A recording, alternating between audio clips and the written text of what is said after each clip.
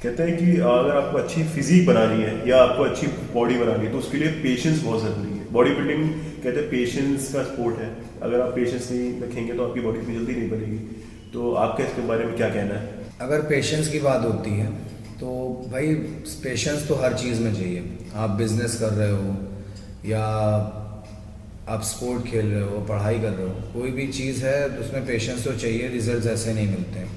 But होता क्या है कि आपको भीड़ से हटके बनना होता है और कोई भी चीज़ आपको अचीव करनी है तो उसके लिए टाइम तो लगेगा। और हर चीज़ के लिए एक टाइम अगर बनाया गया है, आप उससे पहले उसको नहीं पा सकते।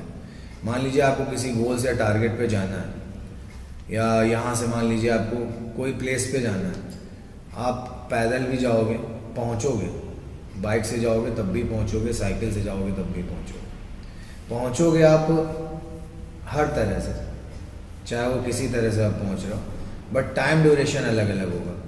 तो फिजिक अचीव होती है, गोल्स अचीव होते हैं, बट डिपेंड ये करता है कि आप कितना डेडिकेटेड हो और किस स्ट्रैटेजी से आप उसको फॉलो कर रहे हो। चीज़ें करनी है बट प्रॉपर स्ट्रैटेजी से।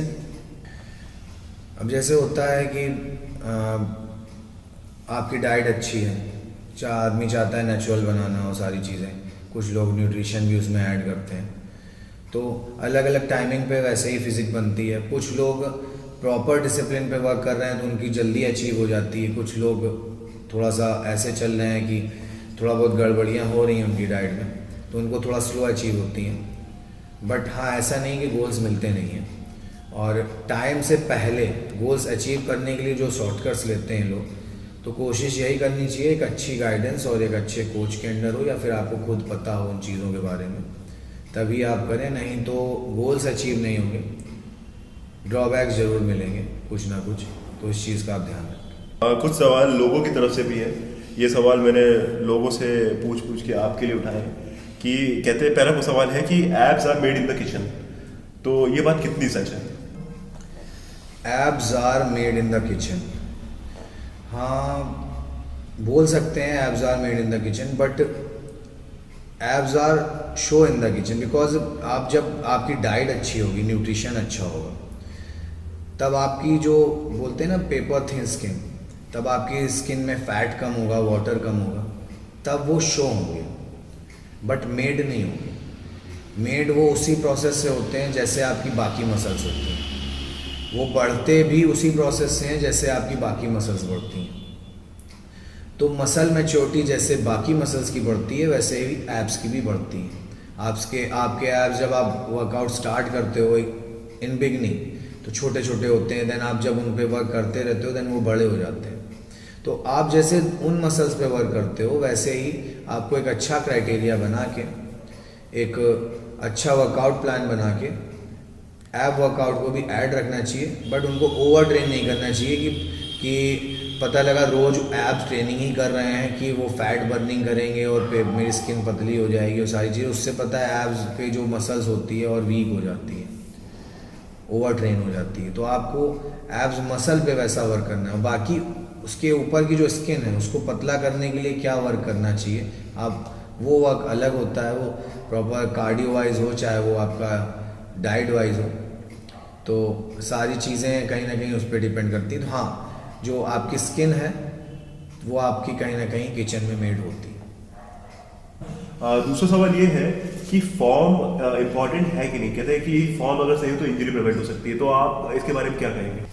ठीक है, अगर हम लोग फॉर्म्स की बात करते हैं तो फॉर्म जो होती हैं वो प्रॉपर आपकी इंजरीज़ को प्रिवेंट करती हैं, इंजरी रोकती, क्योंकि आपकी जॉइंट मूवमेंट्स और जो आपकी प्रॉपर वर्कआउट की मूवमेंट्स होती हैं वो सही होती हैं, मसल्स पे लोडिंग सही आती है, बट आपको पहले से कोई इंजरी ना हो। तो सही फॉर्म से इंजरी प्रिवेंशन के अलावा आपका जो मसल डेवलपमेंट है वो भी अच्छा होता है, मसल पंप अच्छा आता है, एक अच्छी सिमेट्री आती है अगर आपकी फॉर्म अच्छी है तो। तीसरा सवाल ये है कि कंपटीशन जीतना या विनिंग इज मोर इम्पोर्टेंट, या और कोई भी तरीके हैं कि आप सिर्फ जीत के ही आप फेम पा सकते हो? देखिए, अगर विनिंग की बात है तो जीतता एक ही बंदा है और पहुंचते सब हैं जीतने के लिए। और फर्स्ट एक ही आता है। अच्छा, वो क्राइटेरिया अलग है कि भाई जो भी स्टेज पे खड़े हुए हैं, जो टॉप 5 टॉप 10 है, वो सब जीते हुए होते हैं मेरे हिसाब से। थोड़ा बहुत माइनर डिफरेंसेस होते हैं, वो जजेस जो होते हैं वो डिसाइड करते हैं कि कौन विनर होगा, बट विनर सब होते हैं जो भी टॉप 10 पहुंचे होते हैं या फिर जो भी कंपटीशन प्रेप कर रहे हैं। इतनी मेहनत लगती है कंपटीशन प्रिपरेशंस में, मेरे हिसाब से विनर सब हैं जितने भी एथलीट हैं। बट हाँ, ट्रॉफी एक ही बंदा उठाता है और अप्रिशिएट करता हूँ भाई, बहुत मेहनत करी है उस बंदे ने, कहीं ना कहीं हम लोग से बेटर सिमेट्री कहीं ना कहीं अचीव करी। और भी खैर बहुत सारी चीज़ें होती हैं ट्रॉफी उठाने में, उसको मैं डिफाइन नहीं करूँगा, पॉलिटिक्स एंड और जीतने के अलावा देखिए, फेम आपकी सोशल मीडिया के थ्रू भी अचीव हो सकती है। बस डिपेंड ये करता है कि आप ट्रेंड पे कैसे बने रह सकते हो, आप क्या करके ट्रेंड पे बने रह सकते हो और फेम आपको अचीव कैसे करनी है, तो आप वो करते रहो, जीतना इम्पोर्टेंट नहीं है। मेरा चौथा सवाल आपसे ये है कि कई लोग इंस्टाग्राम पे एथलीट्स को देखते हैं और उनके वर्कआउट को फॉलो करते हैं या उनके सप्लीमेंट्स को लेना प्रेफर करते हैं, तो क्या ये ठीक है उनसे इंस्पिरेशन लेना या उनके गाइडेंस में रहना? आप इसके बारे में क्या कहना चाहेंगे? अच्छा, अगर मैं इस चीज़ को डिफ़ाइन करूँ, अच्छा होता क्या है कि भाई कोई भी एथलीट या कोई भी बंदा अपने ऊपर इस बात को मत लेना, क्योंकि मैं भी एक एथलीट हूँ और मैं भी कहीं ना कहीं अभी नहीं तो आगे नॉलेज अवेलेबल कराऊंगा लोगों के लिए। बट आप कभी किसी ऐसे एथलीट को फॉलो कर रहे हो या किसी कोच को जो मेंशन कर रहा है कि इट्स फॉर बिगनर या इट्स फॉर इंटरमीडिएट या ऐसे करके, और या ये मेंशन कर रहा है कि ये बंदा ये जो वर्कआउट है ये फॉरवर्ड शोल्डर्स के लिए है या फिर कुछ, क्योंकि पर्टिकुलर फिजिक और पर्टिकुलर पर्सन के अकॉर्डिंग आपका वर्कआउट भी चेंज होता है और न्यूट्रिशन भी चेंज होता है। सबका मेटाबॉलिक एक जैसा नहीं होता, मेटाबॉलिक रेट, और सबकी डाइजेस्टिव जो सिस्टम भी एक जैसा नहीं होता। तो बहुत सारी चीज़ें, बहुत डेप्थ में नहीं जाऊँगा। तो अगर आप पर्टिकुलर से आपको ये नहीं मालूम है कि ये चीज़ आपके लिए बनी है, आप उसको फॉलो करते जा रहे हो, तो ये अंधों में काना राजा वाली बात है। आप ज़बरदस्ती उस भेड़ चाल चल रहे हो, उसको फॉलो कर रहे हो। और कैटेगरी वाइज सब चीज़ें अलग बनी हुई हैं, बिगनर्स के लिए अलग, इंटरमीडिएट्स के लिए अलग, एडवांस के लिए अलग। और कभी कभी कुछ एथलीट्स जो भी चीज़ें उसमें मेंशन कर रहे होते हैं वो एडवांस के लिए होती है, वो अपने जैसे कर रहे होते हैं और आप उनको एज इट इज़ फॉलो कर रहे होते हो कि ये बंदा ऐसे कर रहा है मैं भी करूँगा। तो ऐसा नहीं है, हो सकता है आपकी बॉडी, आपके इंटरनल ऑर्गन्स और आप उस चीज़ को यूटिलाइज करने लायक बने ही ना हो अभी।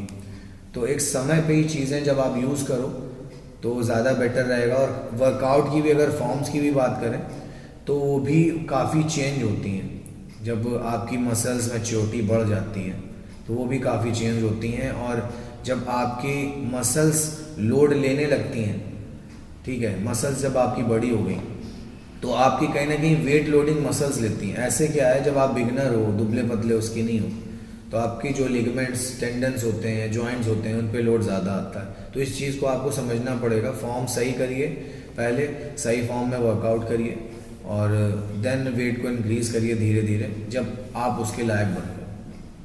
तो ये मेरा आखिरी सवाल है आपसे कि जितने भी लोग आजकल बच्चे या यंगस्टर्स जो है शेडेड बॉडी से बहुत इंस्पायर्ड है कि उनको शेडेड बॉडी चाहिए, बॉलीवुड में एक्टर्स को देखते हैं और शेडेड बॉडी को बहुत कहते हैं बहुत अट्रैक्टिव लगती है, तो कहते हैं कि शेडेड बॉडी वीक भी बहुत होती है। आप क्या इस बात से एग्री करते हैं? शेडेड बॉडी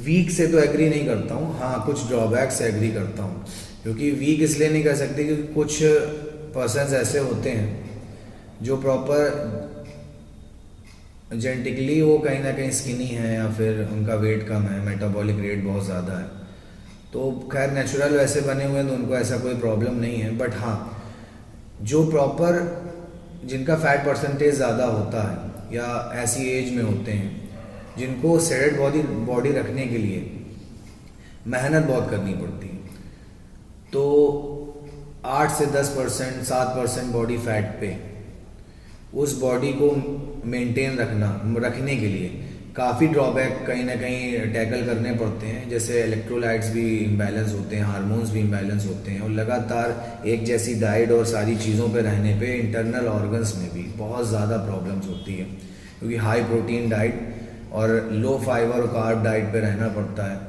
और उससे आपके इंटेस्टाइन्स और लीवर दोनों बहुत ज़्यादा हार्मफुल है ये सारी चीज़ें। तो आप लगातार इन चीज़ों पे नहीं रह सकते। बट अगर हम बॉलीवुड की बात करते हैं या फिर एक्टर्स की बात करते हैं, तो अब जिनके जीन्स वैसे हैं उनकी बात नहीं करते, बट हाँ परमानेंट वो वैसे नहीं रहते, ये उनके ट्रेनर्स भी जानते होंगे और वो खुद भी जानते होंगे। वो परमानेंट वैसे नहीं रहते हैं कि फैट परसेंटेज एक जैसा ही परमानेंट उनका बना रहे और लगातार वो साल भर वैसे बनाए रखें, अगर वो नेचुरल वैसे नहीं है, क्योंकि बहुत ज़्यादा ड्रॉबैक भी हैं उसके। हाँ, जब वो ऑफ सीज़न होते हैं या जिस समय उनकी फिल्म्स नहीं हो रही होती हैं जिसमें उनको शर्टलेस होना है, तब तक के लिए वो बहुत ज़्यादा नहीं, लेकिन हाँ 3-4% फैट वो ऊपर जाते हैं, और नॉर्मल लाइफ एक नॉर्मल डाइट पे भी वो आते हैं। बट हाँ, बहुत ज़्यादा फैट परसेंटेज नहीं बढ़ाते हैं, क्योंकि फिर से उनको कम करना होता है। बट एक फैट परसेंटेज पे वो बहुत ज़्यादा दिन नहीं रहते। 10 to 15 फैट परसेंटेज हेल्दी रहता है, जिसमें आपकी फिजिक अच्छी भी दिखती रहती है और प्रॉपर बहुत हार्मफुल भी नहीं। तो चलिए ये इंटरव्यू एक आखिरी क्वेश्चन से, आखिरी सवाल से ख़त्म करते हैं। आप यूथ को जो बॉडी बिल्डिंग आगे चल के कॉम्पीट करना चाहती है, बॉडी बिल्डिंग में कॉम्पिटिशन खेलना चाहती है, या फिर एक अच्छी फिजिक बनाना चाहते हैं हमारे आजकल के नौजवान, तो उनको आप क्या मैसेज देना चाहेंगे? देखिए, कैटेगरी वाइज अलग अलग मैसेजेस हैं। अब जैसे जिनको बॉडी बिल्डिंग करना है उनके लिए अलग, एक प्रॉपर जो एक अच्छी फिटनेस रखना चाहते हैं एक अपने सेटिस्फैक्शन के लिए, सेल्फ सेटिस्फैक्शन के लिए, तो सबसे पहले तो मैं ये कहना चाहूँगा कि आप प्रॉपर जो भी हार्मफुल चीज़ें हैं उससे दूर रहें, एक अच्छी गाइडेंस पे वर्क करें और एक डिसिप्लिन पे रहें, कंसिस्टेंट रहें और डेडिकेशन से काम करें। जो भी आपके कोचेस हैं, जो आपके गुरु हैं, उनकी सुने, फ्लैक्चुएट ना हो, क्योंकि वो आपके लिए गलत कभी नहीं करेंगे अगर वो सही हैं तो। और बाकी एक नॉर्मल पर्सन अगर अच्छी फिटनेस बनाए रखना चाहता है तो उसके लिए यही चीज़ें इंपॉर्टेंट है कि डिसिप्लिन पे रहे अपनी डाइट, न्यूट्रिशन और सारी चीज़ों में, और अच्छा वर्कआउट करें और थोड़ा सा पेशेंस रखें। बाकी बॉडी बिल्डर्स के लिए मैं यही कहूँगा कि एक टाइम पीरियड को आप डिसाइड करिए और थोड़ा लंबा ही टाइम पीरियड लीजिए, क्योंकि आप होते हैं ना कि थोड़ा सा समय लेकर वर्क करेंगे तो रिजल्ट ज़्यादा बेटर आएंगे, मसल भी अच्छी मैच्योर होगी और आपको रिस्क भी कम लेना पड़ेगा, क्योंकि जितना ज़्यादा आप टाइम लेके चलोगे। और उसमें आपको सबसे ज़्यादा बेनिफिट इस चीज़ का मिलेगा, आपकी बॉडी को, आपके इंटरनल ऑर्गन्स को रिकवर करने के लिए आपको अच्छा मौका मिलेगा, रिबूट करने के लिए अच्छा मौका मिलेगा और डिटॉक्स करने के लिए भी आपको अच्छा मौका मिलेगा। ज़्यादा डेप्थ पे नहीं जाऊंगा, आप समझ सकते हो मैं क्या कहना चाह रहा हूँ। और हार्मफुल चीज़ों से भी आपको बीच बीच में दूर रहना पड़ेगा उसके लिए, और अच्छी चीज़ हो।